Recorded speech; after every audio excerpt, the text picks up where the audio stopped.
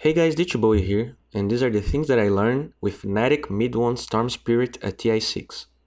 Before I start this video, I would like to excuse myself for skipping 2 days of daily vlogs.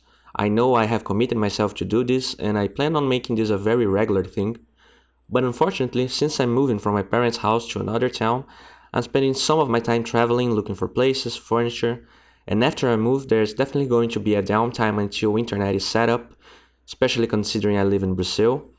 Anyway, I hope this don't dissuade anyone from watching my videos, and also I want to announce that I'll start streaming as soon as I have 50k subs here, which is probably going to be around the time everything is running smoothly in my new place.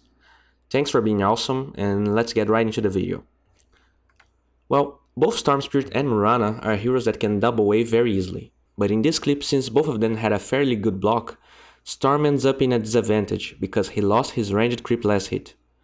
To make up for it, and to equalize the speed in which the waves are pushing, he drags aggro from the melee creeps to try to deny his own ranged creep. Even though it failed, trying to deny the ranged creep is almost always a good idea since it carries a lot of the experience from the entire wave. Mirana has a fairly good attack range compared to Storm Spirit, and in this clip, to avoid getting denied by Mirana, that has draw aura, he draws aggro and succeeds in getting the last hit because of it. But let's face it, as levels go on in this matchup, the matchup is terribly Mirana favored. Not only she has escaped since level 1 against ganks, but she has more damage thanks to the draw, way bigger attack range and move speed. Soon enough they get a kill on Storm Spirit.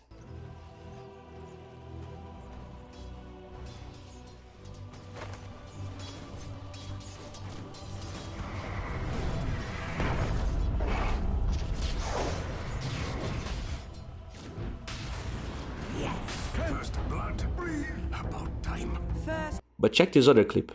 After getting level 6, Storm finds a DD rune and they spot the Tide Hunter farming the large camp on the Ancients area. And check his decision making here. First, he knows he is low level and doesn't even have his entire mana pool up. The first thing he does is pop a static remnant and attack to slow the Tide Hunter. Then he uses a very short ball lightning, just to reach the attack range and slow him again. No huge zips, because it doesn't have a good damage to mana spent ratio, and he will probably burn his entire mana pool by doing that. And what apparently was a certain kill turns into a very deep dive, but thanks to the Shadow Poison they end up scoring it. But check MidOne's reactions here. He knows it's nighttime and that they dove way too hard into their part of the map, so he needs to see if the Mirana is missing, to be sure he can walk safely without getting arrowed. And she is still farming, so no biggie, but it's very important to check these things. Another cool thing we notice here is that before he reaches the lane, he's already calling the courier to bottle crow. A lot of players would wait to reach the lane to then think, oh, I'm very low on mana, should I go back to base or should I bottle crow? In this clip we see him doing something cool as well, using ball lightning to quickly snatch a rune, that even ends up being a regeneration rune. And the play is fine, there's nothing really fancy going on here. The important part is how he does it. He goes for the closest high ground area possible before jumping, which means less mana spent, and he also comes back from the same path, which makes very hard for Alliance to chase him. Here we see him using the regen rune to go for the big stack he has, and in the midst of it a fight starts in the bottom lane. And you can always get good fights with regen rune when you're a Storm Spirit, so he TPs and goes there to help.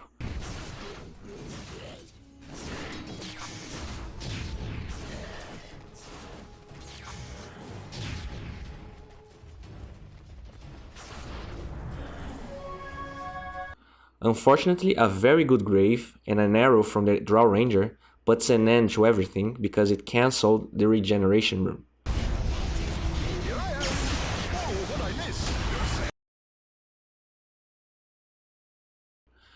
He even tries to snipe the Elder Titan in the end, but fails to do so. And check this, a lot of players would be inclined to go to the base after that. But thanks to his raindrops and magic wand into thread switch, he farms this large camp and proceeds to go to the one he was farming before. And that increases his farming speed by a lot.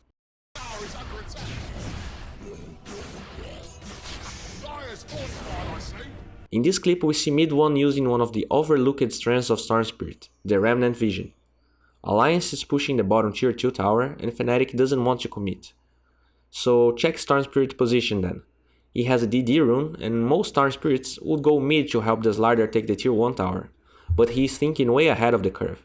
He knows that after taking the tier 2 tower, some Alliance members will TP mid to help defend, but not all of them. So he stands around the jungle, farming camps to keep up his farm, and also, to dissuade Alliance to go for a tier 3 push, he creep skips the next creep wave and goes back into the jungle. And as he foresaw, some people went mid, other people went top, and check this. He places the Remnant in a place that is fog if you're Alliance, and he quickly snaps the Dazzle with his double damage rune. And now with the double damage rune and the evidence that the Alliance member wasted TPs to go to other lands, they can take a huge chunk of HP from the tier 1 tower.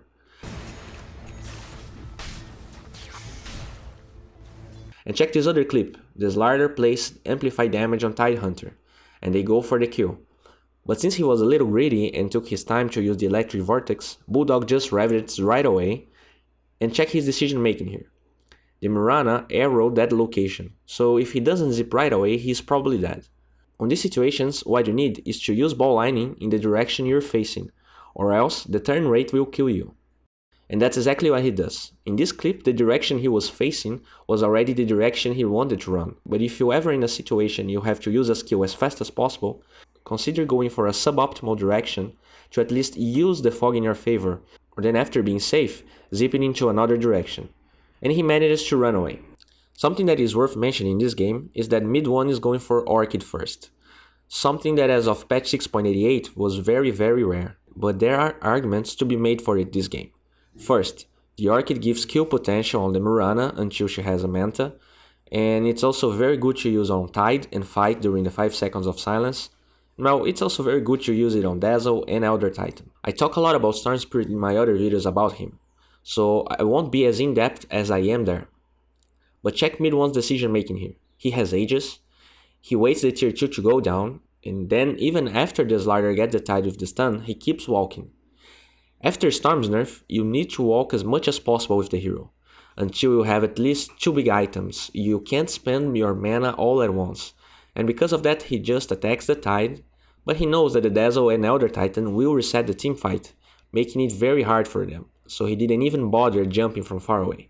Especially because this Sven is still farming, so what Fnatic wants to do is probably use some of this Aegis time to give Sven space to farm, and then get Alliance by surprise with a smoke.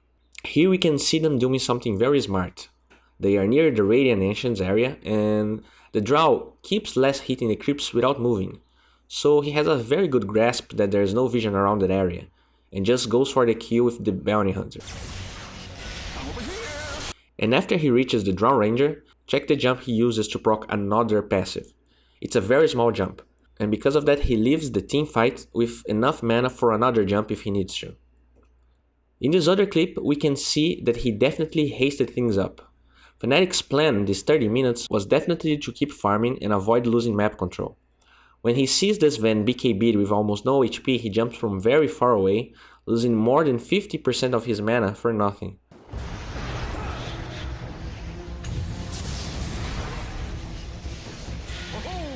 Not only that, but Sven disengaged and his team was way behind him.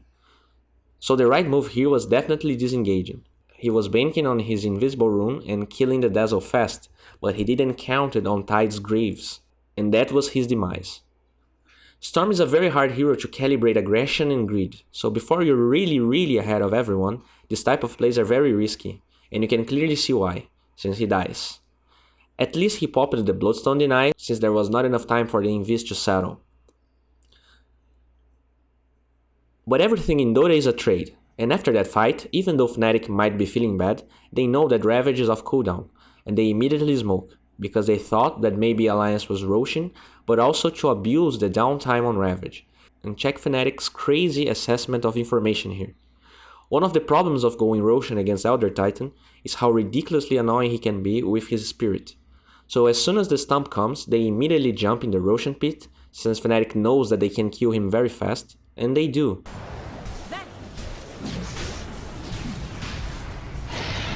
When the spirit is off cooldown again, Fnatic is starting Alliance to give them time to take the Aegis.